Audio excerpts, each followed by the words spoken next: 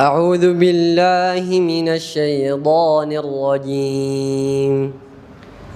وإذ قال إبراهيم رب اجعل هذا البلد آمنا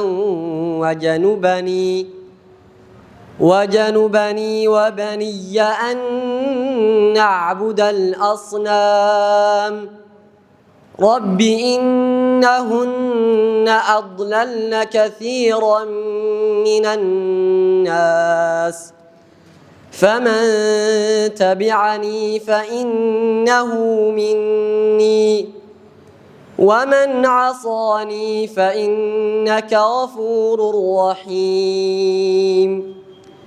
ربنا إني أسكنت من ذريتي بواد غير ذي زرع عند بيتك المحرم ربنا ليقيموا الصلاة فاجعل أفئدة من الناس تهوي إليهم وارزقهم من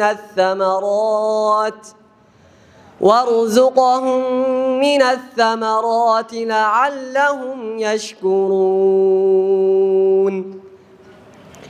ربنا إنك تعلم ما نخفي وما نعلن وما يخفى على الله من شيء في الأرض ولا في السماء.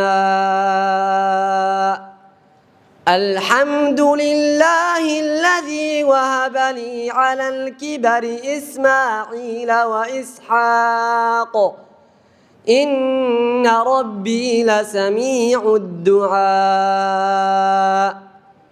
رب اجعلني مقيم الصلاة ومن ذريتي ربنا وتقبل دعاء. ربنا اغفر لي ولوالدي وللمؤمنين يوم يقوم الحساب. ولا تحسبن الله غافلا عما يعمل الظالمون إنما يؤخرهم ليوم تشخص فيه الأبصار.